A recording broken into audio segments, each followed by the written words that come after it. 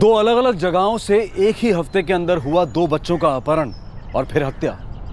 क्या मकसद था इस घिनौने अपराध के पीछे? पैसों का लालच, बदले की भावना, या फिर कुछ और? बिल्कुल झूठ बात है ये साहब जी। मैं किसी शैलेश कौशिक या राजेश कौशिक को जानू कौन ही। अपने बेटे को तो जानते हो ना? कहाँ है वो इस वक्त? दिल्ली गया है वो। 10 दिन हो गए उसे गए। दिल्ली क्यों? खेत का काम छोड़ने के बाद अरविंद ने ट्रांसपोर्ट का काम शुरू किया। अब उसी सिलसिले में किसी पार्टी से मिलने गया है वो। जोधपुर से जिस बच्चे को उठाया गया उसे भी 10 ही दिन हुए। कहीं ऐसा तो नहीं है कि इन दोनों हत्याओं में आपका बेटा शामिल है और अब फरार है? कोई फरार वरार नहीं है वो। दोनों बातों को अगर 10 दिन हुए तो क्या हुआ? हमारे छोरे ने कुछ नहीं किया है। तो ठीक है, आप अपने बेटे का 10 अंकों वाला मोबाइल नंबर घुमाइए, बुलाइए उसको वापस। जो भी सच है पता चल जाएगा।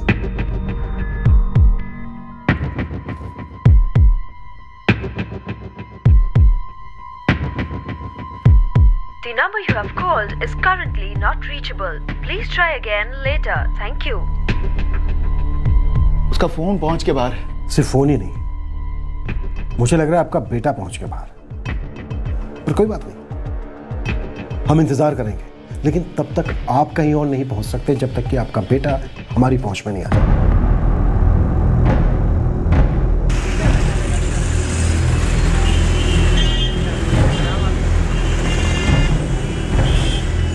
साहब, इस आदमी का तो पता नहीं, लेकिन हाँ, इस आदमी को देखा है मैंने।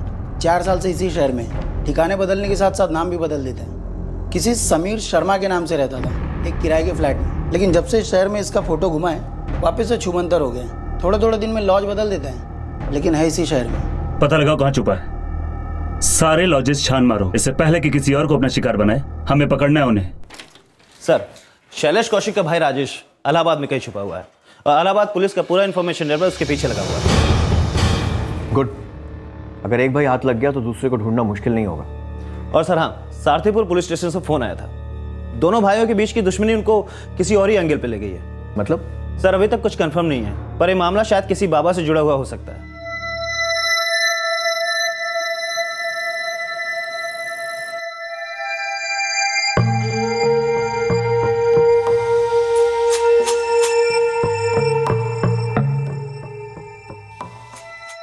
गोविंद, तेरी खबर पक्की है ना? ये एकदम पक्की है साहब। ये नीरज और उसका बेटा अरविंद दोनों त्रिलोकनाथ बाबा के बड़े भक्त हैं, बहुत मानते हैं बाबा को।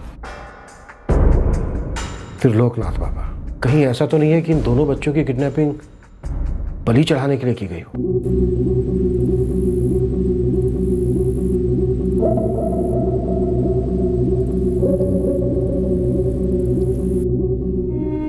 अपनी औलाद को खो चुकी दोनों माएं अब भी सदमे में थीं। फर्क सिर्फ इतना था कि एक मां जानती थी कि उसके बेटे को फिरौती के लिए अगवा किया गया था और पैसों की बात आगे बढ़े उसके पहले ही उसके बेटे को मार दिया गया। पर दूसरी मां को शायद अंदाजा नहीं था कि उसकी बेटी को क्यों मार दिया गया। क्या वाकई ऐसा था? ममता, सो गई क्या? कितना टाइम लगाएगी रोटी बनाने में? जी मासा, आई।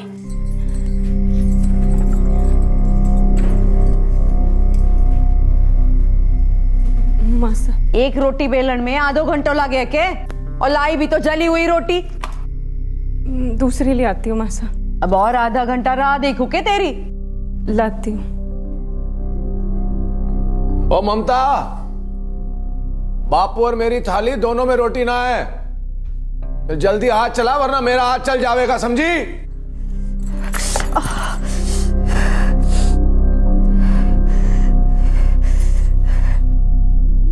बाबा का एंगल सामने आने से पुलिस की इस तहकीकात को एक नई दिशा मिली। क्या दोनों बच्चों हर्ष और जुगनी के अपहरण और हत्या का मानव बलि जैसी अमानवीय प्रथा से कोई लेना देना था?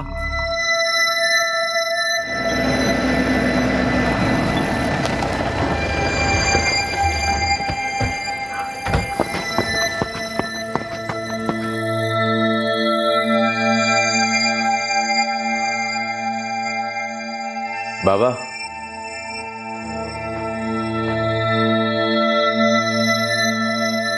क्या चाहिए आपको? हमें आपसे कुछ सवाल करने हैं, चलिए हमारे साथ। किस संबंध में? हत्या और अपहरण के संबंध में। आप तो अंतर्यामी है ना, सबके सवालों के जवाब देते हैं, तो हमारे भी दीजिए, लेकिन थाने चलकर। मेरा किसी की हत्या या अपहरण से क्या संबंध? आप उचित नहीं कर रहे हैं। इस गांव में नहीं, इस पूरे जनपद में मेरा बहुत आदर है। कई भक्त हैं मेरे। यदि उन्हें पता चला कि आप मुझे थाने लेकर गए हैं तो परिणाम अच्छा नहीं होगा। आप तो सच में अंतर्यामी हैं। मैं भी आपसे यही कहने वाला था कि अगर आप हमारे साथ नहीं चले तो परिणाम अच्छा नहीं होगा। हाँ, हम बाप बेटे हैं बाबा के भक्त। हम उनसे सलाह लेने जाते हैं और वो हमें रास्ता दिखाते हैं। सिर्फ सच बताना, क्या जुगनी को बलि चढ़ाने का सुझाव बाबा का था? अरे क्या बकवास कर रहे हैं आप? आप समझते क्या है मुझे? बाबा जी को छोड़ दो। बाबा जी हमारे काम संभालो। बाबा जी का ख्याल रखिए। अंतर्यामी हो रहे हैं।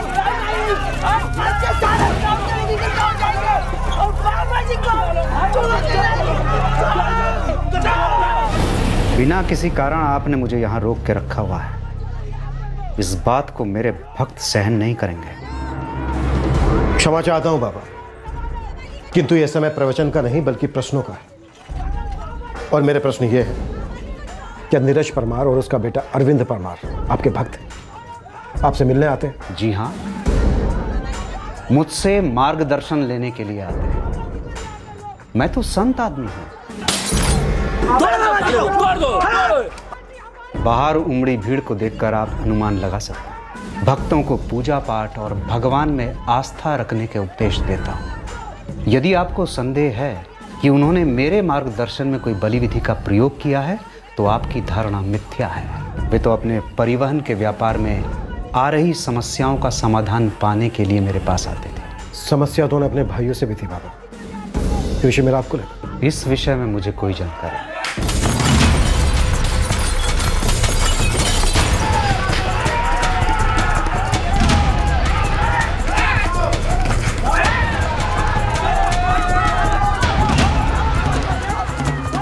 सर, बाहर बहुत सारे गांव वाले इकट्ठा हो गए, भीड़ बेकाबू हो रही है। लाठी चार्ज के ऑर्डर दें क्या सर?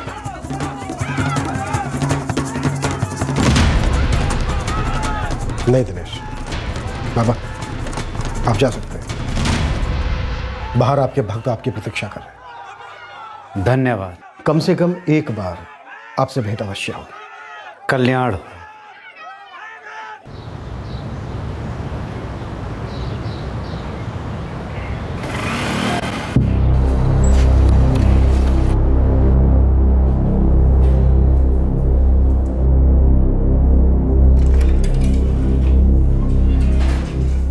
मैं अरविंद परमार, नीरज परमार मारो बापू से। अच्छा, जब से ये केस आया है दिखाई नहीं दिया।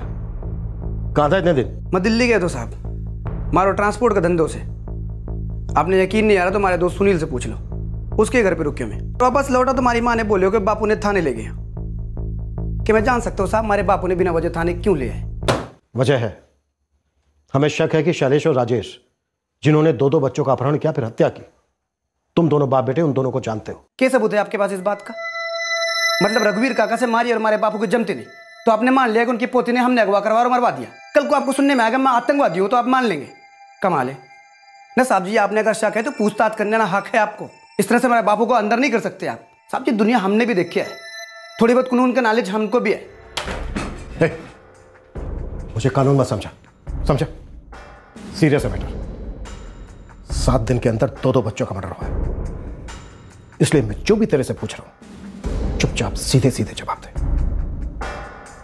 त्रिलोकनाथ बाबा तेरे और तेरे बापू का मार्गदर्शक है।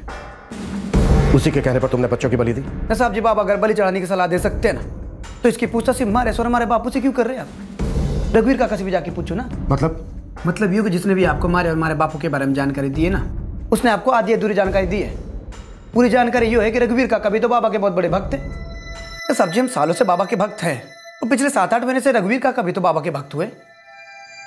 तो कहीं ऐसा तो नहीं उन्होंने अपनी पोती की बलि दे दी हो?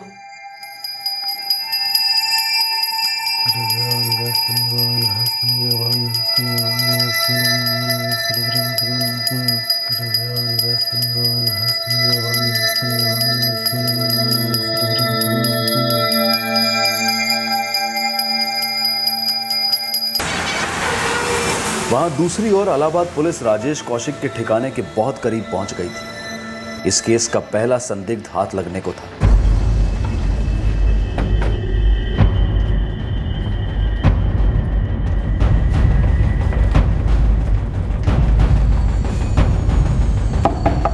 कौन है? Sir, room service.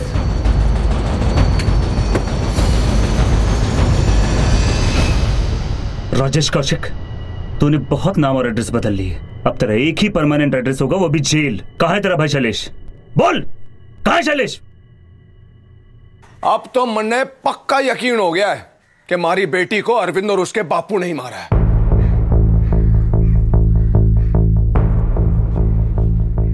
एक बार फिर पूछ रहा हूं, क्या आप कभी त्रिलोकनाथ बाबा से मिले थे? कहो ना साहब, मैं किसी से ना मिली हूं। मैं देवी का भक्त से, किसी बाबा का नहीं।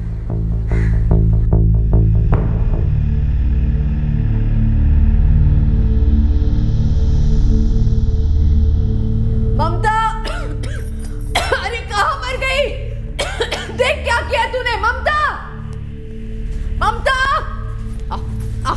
देख दूध उबल रहा है, सब्जी चल रही, क्या कर रही है तू? तेरा बाप देता है पैसे दूध और सब्जी खरीदने के लिए। कल हुई पता नहीं ध्यान कहां रहता है।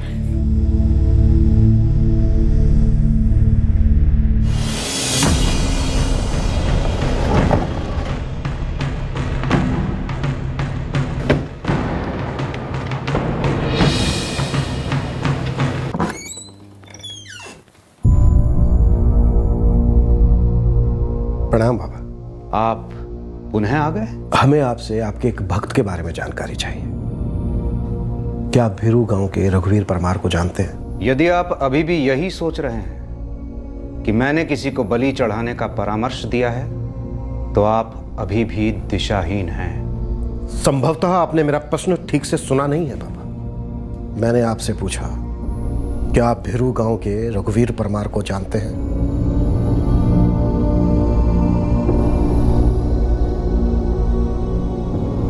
जी नहीं, इस नाम के किसी व्यक्ति से परिचित नहीं हूं। वो 2 साल पहले तक भीरू गांव के सरपंच थे।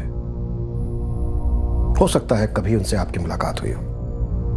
जी नहीं, कोई भेंट नहीं हुई।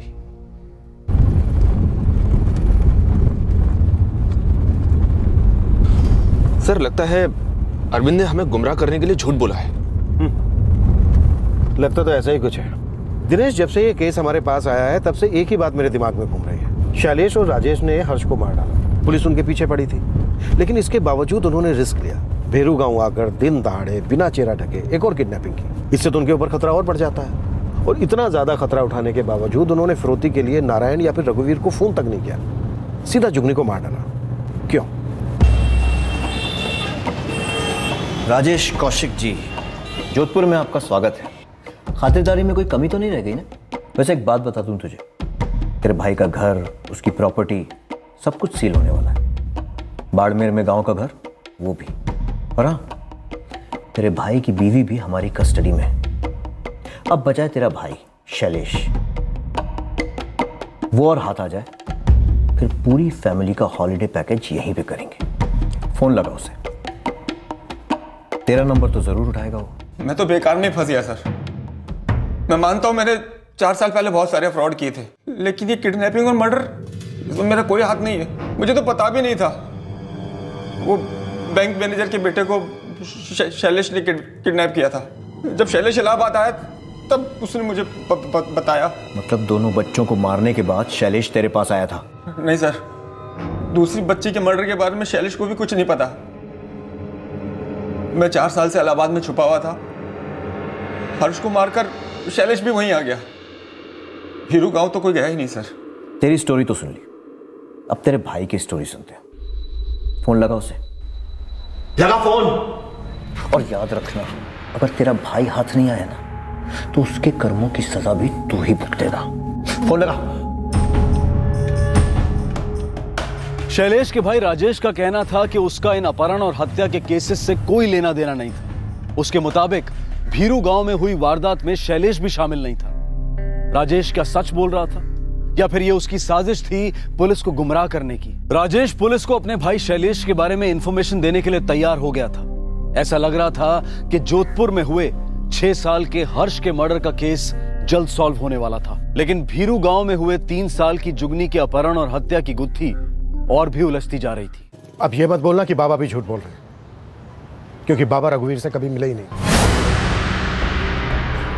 ना साहब जी, मैं भी झूठ नहीं बोल रहा हूँ। हमारी लुगाई गवाह है इस बात की। भारती अठया बता साहब ने क्या बोला था कांता काकी ने तारे से? जी साहब, कुछ 8 महीने पहले कांता काकी मिली थी मारे को। नीरज भाई से और अरविंद किसी बाबा के पास जावे से? हाँ, त्रिलोकनाथ बाबा। कैसे? बहुत अच्छे है काकी। इनको या बापू साहब को कभी काम धंधे में कोई दिक्कत हो गए ना तो बाबा के पास ही जाते हैं, और बाबा के दिए उपाय से फायदा भी हुआ है काकी। अपने ही नहीं, दूर दूर से लोग आते हैं उनके पास। ठीक से बेटा, वो क्या है थारे काका सा किसी परेशानी में से, तू अगर त्रिलोकनाथ बाबा का पता दे सके तो इकट्ठे मिलेंगे। साहब काकी ने खुद भारती को बोला था कि रघुवीर काका बाबा से मिलना चाहते हैं। हाँ, लेकिन ये भी तो हो सकता है कि पता लेने के बाद वो मिले ही ना हो। नहीं साहब, 1 हफ्ते बाद कांता काकी मारे को मिली थी, और काकी खुद से मारे को बता रही थी कि रघुवीर काका बाबा से मिलने गए थे, और बाबा के बताए उपाय से रघुवीर काका को फायदा भी हो रहा था।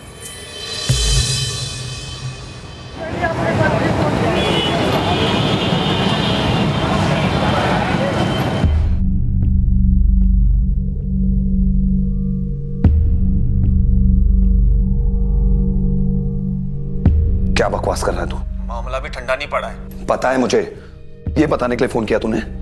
मैंने कहा था ना इमरजेंसी होगी तभी फोन करना। कहीं पुलिस तुझ तक पहुंच तो नहीं गई? नहीं, लेकिन जल्दी पहुंच जाएगी, और फिर तुझ तक भी। देख भाई, मेरी बात मान, दोनों सरेंडर कर देते हैं। बिना बात में 2 खून के इल्जाम है तेरे सर पर। तूने कहा उस बच्चे को मारा है, और मैं तो बिना बात के ही फंस गया। हर्ष को तो तूने अकेले ने मारा था ना, और तेरे चक्कर में पुलिस ने मुझे भी वांटेड डिक्लेयर कर दिया है। तू रोना बंद कर, अपनी बारी भूल गया तू? याद नहीं तुझे जब सबके पैसे लेकर तू फरार हो गया था? तब इतने दिनों के लिए मैंने तुझे पाला था, सारे खर्चे मैंने किए थे। तब तो बहुत ऐश कर रहा था, तू मजे कर रहा था सचिन शर्मा बनके। मैंने सिर्फ फ्रॉड किए थे, तेरी तरह किसी को जान से नहीं मारा था। फिर भी मेरे सिर पर 2 खून के इल्जाम है, और दोनों के दोनों गलत है। गलत इल्जाम मुझ पर भी लगा है। वो दूसरी बच्ची कौन है मैं जानता भी नहीं। इसीलिए तो कह रहा हूं भाई, सरेंडर कर देते हैं। कम से कम सर पे जो गलत इल्जाम है वो तो हट जाएंगे, और हो सकता है सामने से अरेस्ट हो तो सजा भी कम हो जाए। मुझे ऐसा क्यों लग रहा है कि तू पुलिस के साथ है और मुझे पकड़वाने में उनकी मदद कर रहा है? राजेश, तूने मुझे धोखा दिया। मैंने भरोसा करके तुझे बताया कि मैं कहां हूं, तूने अपने भाई को धोखा दिया।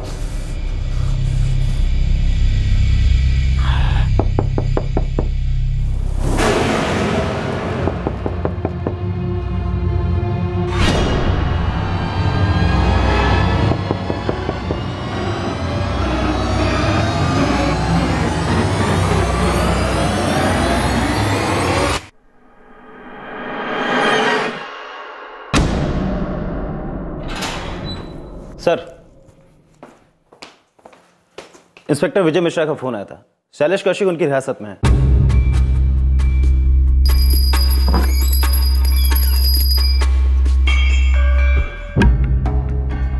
आप फिर से आ गए? क्या करें पापा, आना तो हम भी नहीं चाहते, पर ये केस घुमा फिरा के हमें आप ही के पास ले आता है। आपसे एक सहायता चाहिए पापा, आशा है आप मना तो नहीं करेंगे। मैंने कहा ना आपसे कि मैं संत आदमी हूं और सहायता करना मेरा स्वभाव है। पुलिस की सहायता करने में भी मुझे प्रसन्नता होगी। पूछिए। उस दिन आपने कहा था कि रघुवीर परमार नाम के किसी व्यक्ति को आप नहीं जानते। जी। क्या रघुवीर का बेटा नारायण आपसे कभी मिलने आया था? जी नहीं, ये नाम भी नहीं सुना। और रघुवीर की पत्नी कांता परमार कभी आपसे मिलने आई थी? कांता? वो मिलने आई थी आपसे? जी हाँ, उसके साथ उसकी बहू भी आई थी, ममता।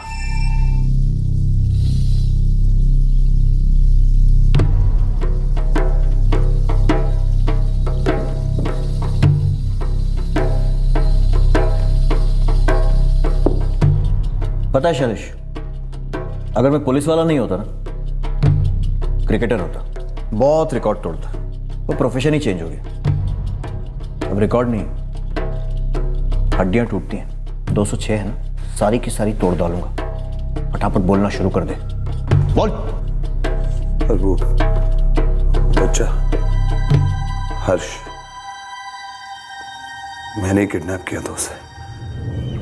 उस दिन दोपहर को पार्क से उठाया था उसे। हर्ष, हर्ष, ये ले। यस अंकल, आप कौन हो? बेटा मैं आपके पापा का दोस्त हूँ। आप भाविन जी के बेटे हो ना? मैं आपको लेने आया हूँ। क्यों? बस उन्होंने आपको बुलाया है, वो आपके लिए सरप्राइज प्लान कर रहे हैं। Wow, surprise!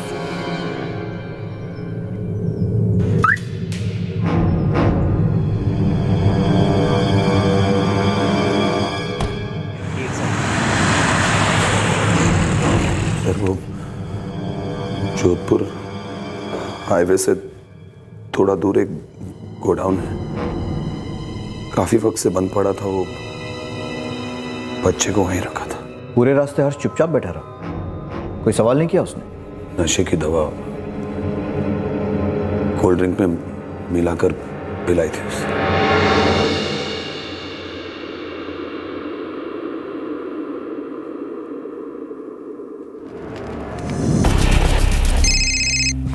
हेलो। 2 करोड़ रुपए का इंतजाम करो। पुलिस और प्रेस को पता नहीं चलना चाहिए, वरना तुम्हारे बेटे हर्ष का अकाउंट हमेशा के लिए बंद हो जाएगा।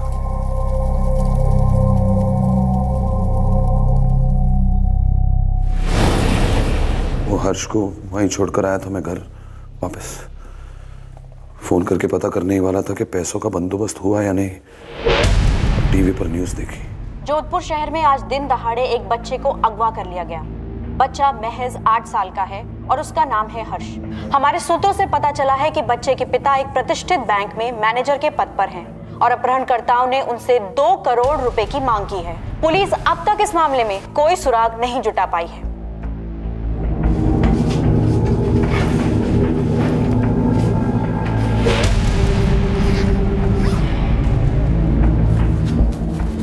विद्या, मैं जा रहा हूँ। अरे ये बैग लेके कहाँ चल दिए? अरे वो मुंबई जाना है, अर्जेंट मीटिंग है। मीटिंग? ऐसे अचानक? हमारे धंधे में ऐसा ही होता है। अच्छा मैं चलता हूँ, फ्लाइट में सो जाएगी। अच्छा जा कैसे रहे हैं?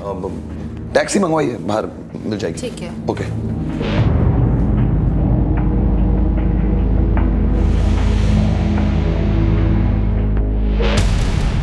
मैंने मना किया था भाविन को पुलिस या मीडिया के पास ना जाए। हर्ष की खबर पूरे शहर में फैल गई थी। मैं डर गया था। मैं जानता था पुलिस पर भी दबाव बढ़ेगा। मेरे पास कोई चारा नहीं था।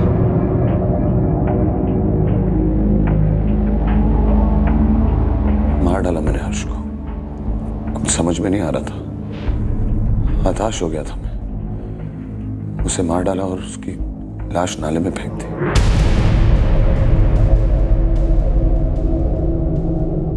मेरा बाल बाल कर्जे में डूबा हुआ था सर। वो भाविन को मैं जानता था, बैंक का मैनेजर था। मुझे लगा वो आसानी से कर देगा 2 करोड़ का अरेंजमेंट। और कौन कौन था तेरे साथ? तेरा भाई या तेरी बीवी या फिर दोनों? नहीं सर, मेरे साथ कोई नहीं था। मेरे माँ बाप भाई कोई नहीं था। सब मैंने किया। और भीरू गांव में जो 3 साल की बच्ची अगवा हुई थी उसे तूने कैसे? नहीं साहब, भीरू गांव मैंने किसी को नहीं मारा। मैं आज तक भीरू गांव गया भी नहीं हूं। मैं तो सीधा जोधपुर से इलाहाबाद चला गया था अपने भाई के पास। क्या बकवास है ये? अब ये क्या नया तमाशा शुरू किया आप लोगों ने? हैं? मेरी माही को क्यों घसीटा जा रहा है? चुप। अब अगर एक शब्द भी आगे बोला ना तो यहां से घसीटते हुए पुलिस स्टेशन लेकर जाऊंगा। बहुत टाइम से तेरी बदतमीजियां बर्दाश्त कर रहा हूं। बस अब एक शब्द भी आगे नहीं, क्योंकि अब हमें लगने लगा है जुगनी की मौत में कहीं ना कहीं उसी के परिवार का कोई सदस्य शामिल है। अरे क्यों लेके जा रहे हैं? हमने क्या किया है? हाँ? वाह साहब जी वाह, हमारे घर की बच्ची मर गई और इल्जाम भी हमारे सर पे मर रहे हो। ऐसा कोई पहली बार नहीं हुआ है जब अपनों ने अपनों का खून बहाया, और न ही ये पहली बार हुआ है कि परिवार के किसी सदस्य ने अपने परिवार को बचाने के लिए झूठी कहानी मंडी हो ताकि पुलिस को गुमराह किया जा सके। हाँ जी संजय जी, कहिए। दिनेश जी, हर्ष का मर्डर और किडनैपिंग शैलेश ने किया है, वो भी अकेले। और जुगनी? जुगनी केस में दोनों भाइयों का कोई लेना देना नहीं है। मतलब जो लोग जुगनी को अगवा करने के लिए मोटरसाइकिल पर आए थे वो शैलेश और राजेश नहीं थे? हो सकता है बच्ची की माँ को धोखा हुआ हो। हाँ, मैं लेके गई थी ममता को बाबा के पास, पर ये बात मैंने आपसे छुपाई तो ना है। पर बताई भी तो नहीं। हाँ, नहीं बताई। ये आपने मुझसे पूछो कौन ही, और बाबा के पास ले जाना पाप थोड़ी ना हुआ है। बिल्कुल पाप ना है कांता जी, पर बाबा ने हमें बताया आप अपनी बहू को क्यों लेकर गई थी उनके पास।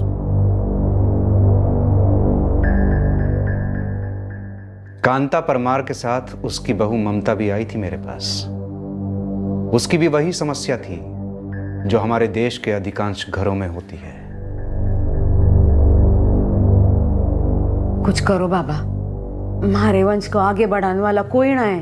ये हमारी बहू है, 2 बार कोप भरी इसकी, किस्मत खूटी, दोनों बार छोरी जनी इसने। हमारे को तो चिंता हुए बाबा, हमारा वंश कैसे आगे बढ़ेगा।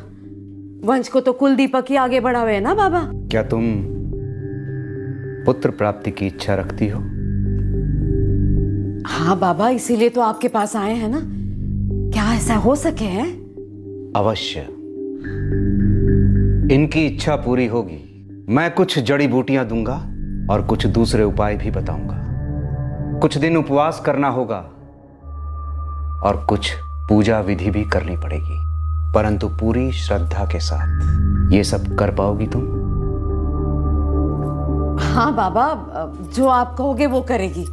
तुम्हारे पुत्र को भी कुछ करना पड़ेगा। जी बाबा, जो आप कहो। जिस जिस दिन तुम्हारी बहू ये विधि करेगी, उस रात को यदि संभोग होगा तो गर्भधारण भी शीघ्र होगा और पुत्र प्राप्ति के अवसर भी बढ़ जाएंगे। बाबा सही कह रहे हैं, इसीलिए गए थे उनके पास। इसमें गलत क्या है? बेटे की आस रखना पाप थोड़ी ना हुए। बिल्कुल ना, पर बेटे की आस में बेटी को बलि चढ़ा देना वो पाप है।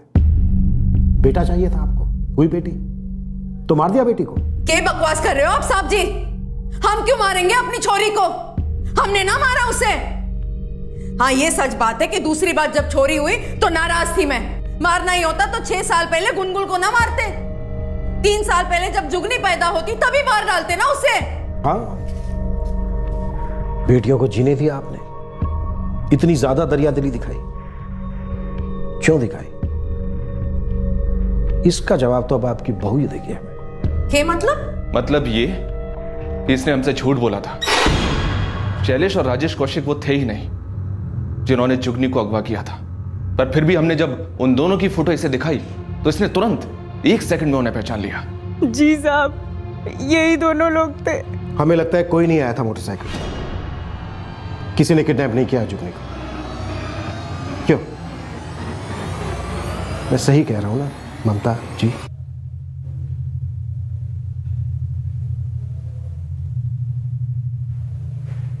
सही कह रहे थे।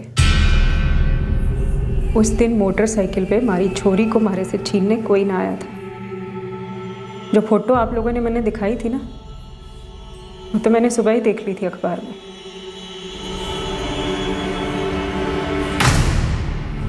ये कह रही है तू ममता?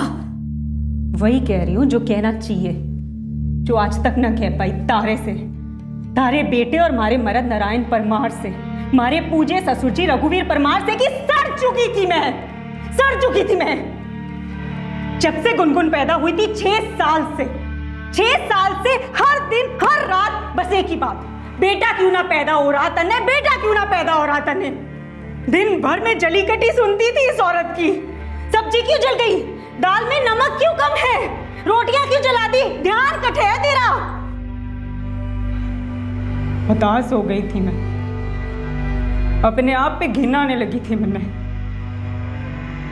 हर रोज रात को इसका जंगली बेटा जानवर की तरह हमारे ऊपर चढ़ जाता था। रोनता था हमारे को। इस बार लड़का ही होना चाहिए। थारी कोख में मारा अंश थारे से ज्यादा होना चाहिए। और पूरा दिन ये औरत हमारे सर पे नाचती थी, अपनी कड़वी जुबान में करम जली, जलम जली, कमजात ना जाने क्या क्या कहती थी। और रात को इसका बेटा फिर से हमारे ऊपर चढ़ जाता था। क्या करती साहब? अपनी पहली बेटी को ठीक से पाल भी ना पा रही थी मैं। कोलू के बैल की तरह सारा दिन काम करती थी और पूरा दिन इस औरत की जली कटी सुनती थी। सब कुछ छोड़ छाड़ के मैं अपने मायके भी ना जा सकती थी। गरीब है हमारे माँ बाप, 4 लप्पड़ लगा के कहते थे कि जा मर अपने ससुराल में, जो सुनना पड़े सुन, जो सहना पड़े सह, पर यहां मत आ। सबका बस मारे पे ही चलता था साहब। फिर जब मैंने दूसरी बेटी जनी तब तो अपनी जिंदगी और अपनी किस्मत दोनों को कोसने लगी मैं। जानती थी ये कमीने लोग और जीना हराम कर देंगे मेरा। महापाप जो किया था मैंने बेटी जन के, किस्मत फूटी थी मेरी जो मैंने दूसरी भी बेटी जनी। मैं अपनी बेटियों को पालना चाहती थी साहब, ध्यान रखना चाहती थी उनका, पर ये लोग रखने ही ना देते थे। बस एक ही रट लगा रखी थी, बेटा चाहिए, बेटा चाहिए, बेटा चाहिए। कहां से लाती बेटा? बेटे के लिए मुझे बाबा के पास लेकर चले गए। बाबा के कहने पर मैं भूखी रही, व्रत किए, पूजा पाठ किया। ऐसी हालत में भी सारा दिन घर का सारा काम करती थी मैं। और ये औरत मेरे सर पे बैठ के तांडव करती थी। और इसका बेटा हर रोज रात को जानवर की तरह चढ़ जाता था हमारे दिमाग और हमारे शरीर दोनों पे। थकी हुई कहीं की कोक क्यों नहीं भर रही थारी? ना मजा देती है ना कोई दीपक देती है, बस यूं ही मरी हुई पड़ी रहती है बिस्तर पे। ये सब तू जानबूझ के तो नहीं कर रही ना? दवाई सवाई तो नहीं ले रखी ना तूने? याद रख, अगर इस बार लड़का ना हुआ ना तो बैल की जगह तुझे बांध कर खेत जोतूंगा। पहले तो सवाल ये था साहब कि छोरा क्यों ना हो रहा, अब सवाल ये था कि बच्चा पैदा क्यों ना हो रहा। इनको लगता था कि मैं बच्चा पैदा ही ना होने दे रही। डॉक्टर के पास ले गए मारे को, इन्हें लगा कि मैंने नसबंदी करा ली। थे जानो मारे को बच्चा पैदा क्यों ना हो रहा था? जानो, क्योंकि मैं मर चुकी थी और कोई मरा हुआ इंसान किसी को जन्म ना देता।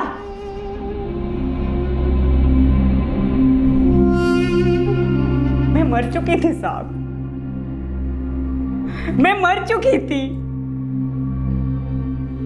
मैं औरत हूं, मशीन थोड़े ना हूं। तू भी तो एक औरत है ना? मारे को समझने की कोशिश कभी ना करी। मारा दुख दिखता ना था तुझे? औरत और मर्द के प्यार से पनपता है बच्चा। जब तारे बेटे से मारे को सुख मिला ही ना, हमारे शरीर को सुख मिला ही ना, मारे को उससे प्यार ही ना मिला, तो बच्चा कैसे पैदा होता? कैसे पैदा होता? मैं भी एक औरत हूं, मारे को भी मर्द का प्यार चाहिए, पर वो बिस्तर और तारा बेटा मारे को कांटे की तरह चुभता था। मैं जब भी अपने बच्चों को देखती तो अपने आप पे गुस्सा आने लगता। अपने बच्चों को ही जिम्मेदार मानने लगी थी मैं अपनी हालत का। जब भी जुगनी को देखती तो हमारे मन में ये विचार आने लगता कि ये छोरा क्यों ना हुई। मैं पागल सी हो गई थी, हताश हो गई थी मैं अपने जीवन से। मारे को नफरत ना थी हमारे बच्चों से, मैं उनका ध्यान रखना चाहती थी, पर कुछ ना कर पा रही थी मैं अपने बच्चों के लिए साहब। एक पागलपन से सवार हो गया था हमारे पे। मैं कुछ कर बैठना चाहती थी, बस उसी पागलपन में मैं अपनी बेटी, अपनी जुगनी को साथ ले गई। कोई ना आया था अपहरण करने साहब, मैंने किया है ये सब। माई चॉकलेट दिलाओगी ना? मैं ही लेकर गई थी अपनी छोरी को खेत के आगे, झाड़ियों के पास। एकदम सुनसान जगह थी, कोई ना था वहां। जुगनी के चेहरे पे हंसी थी, पर मारे लिए अब उसका कोई मोल ना रहा था। शायद मारे अंदर की ममता ही नहीं, इंसानियत भी मर चुकी थी। मैंने उसे जमीन पर रखा और उसके गले को दबाने लगी।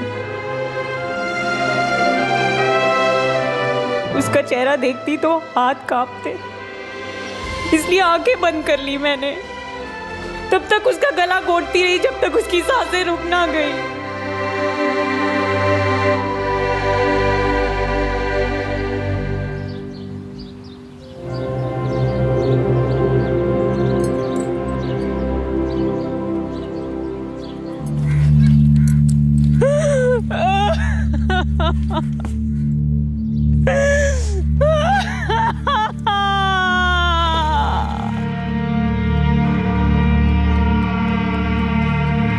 हमारी बेटी को मैंने ही मार डाला, अपने हाथों से मार डाला मैंने अपनी बेटी को। साहब उसका कोई कसूर ना था, पर मैं ही उसके लिए कुछ कर ना पा रही थी। ये लोग मारे को उसके लिए कुछ करने ही ना देते थे, हमारी छोरियों को कोसते रहते थे। बस एक ही सवाल था, बेटा चाहिए, बेटा चाहिए, बेटा चाहिए। अरे क्या अचार डाल दिया था तुमने ऐसे बेटे को जन्म देकर? क्या महान काम किया था ऐसे जाहिल बेटे को जन्म देके, जो मारे से ऐसे सवाल करता था कि तारी कोख में मारे से ज्यादा तारा अंश कैसे हो सके। ज्यादा पढ़ी लिखी ना हो साहब, लेकिन इतना जानू हूं कि छोरा हो या छोरी, अपना बच्चा अपना होवे है। पर इन लोगों ने कभी अपना होने ही ना दिया, मारे को हथियारा बना दिया हमारी छोरी का। अपनी बच्ची को मार डाला मैंने, अपनी लाडो को मार डाला मैंने साहब, अपनी छोरी को मार डाला।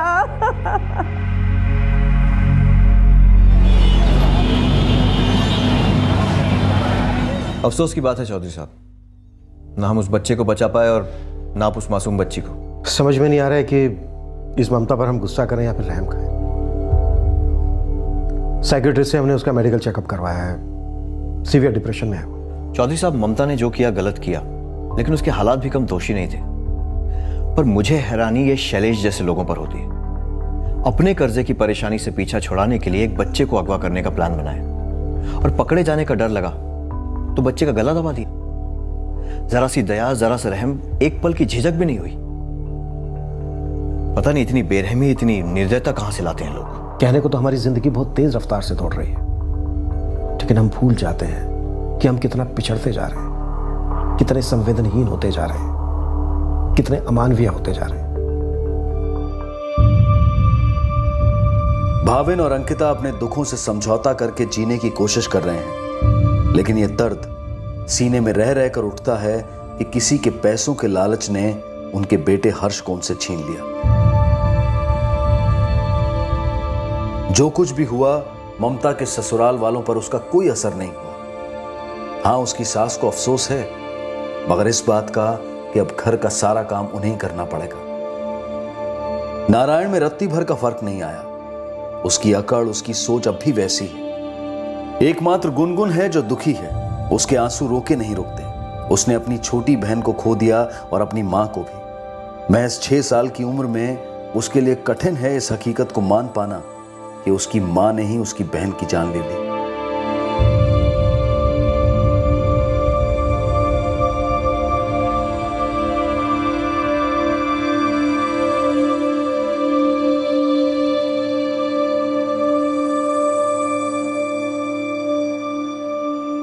हर्ष सिंघानिया के अपहरण और हत्या के केस में शैलेश कौशिक पर आईपीसी की धारा 361 के तहत अपहरण और धारा 302 के तहत हत्या के चार्जेस लगाए गए हैं। ममता पर अपनी 3 साल की बेटी की हत्या के लिए धारा 302 लगाई गई है। पुलिस ने ममता को अपने सास, ससुर और पति के खिलाफ हैरेसमेंट का केस फाइल करने का विकल्प दिया था, लेकिन ममता ने इनकार कर दिया। दोनों मुजरिम इस वक्त न्यायिक हिरासत में हैं। ये दोनों केसेस किसी भी तरह से एक दूसरे से जुड़े हुए नहीं थे।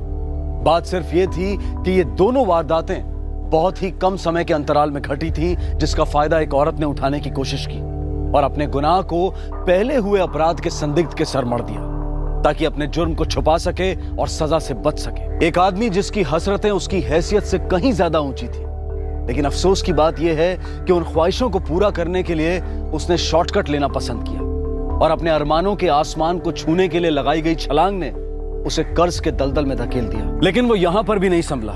इस दलदल से निकलने के लिए उसने एक संगीन अपराध किया, एक बच्चे को किडनैप किया, लेकिन जब एहसास हुआ कि ये चाल भी उल्टी पड़ गई तो अपने आप को बचाने के लिए उसने उस मासूम बच्चे को मौत के घाट उतार दिया। एक इंसान की गलत सोच और अंधे लालच ने उसकी अपनी जिंदगी तो बर्बाद की ही, पर एक हंसते खेलते परिवार को भी उजाड़ कर रख दिया। लगातार अपने कदम अपराध की ओर बढ़ा रहे शैलेश को क्यों उसकी बीवी, उसके माँ बाप, उसके करीबी लोगों ने रोकने की कोशिश नहीं की, जो उसकी बुरी आदतों और उसकी फितरत से वाकिफ थे। अगर किसी ने पहली गलती के बाद ही उसे टोका होता, उसकी हरकतों पर लगाम लगाई होती, तो आज कई जिंदगियां बर्बाद होने से बच गई होती। दूसरी तरफ एक औरत थी जिसके ससुराल वालों को बेटे की चाहत थी, लेकिन उस औरत की कोख से 2 बेटियां जन्मी और इसी वजह से उन लोगों ने उसे इतना प्रताड़ित किया कि वो औरत हताशा की खाई में जा गिरी। यकीनन ममता की मानसिक हालत काफी बुरी और दयनीय थी, लेकिन उसका अपनी मासूम निर्दोष बेटी को मार डालना हरगिज माफी के लायक नहीं हो सकता। उसे सजा मिलनी ही चाहिए। ममता के साथ जो कुछ हुआ, क्या वो अपराध नहीं है? ममता को इस मानसिक अवस्था में पहुंचाने वाले भी क्या अपराधी नहीं है? For more updates, subscribe to our channel, click the show links and enjoy watching the videos.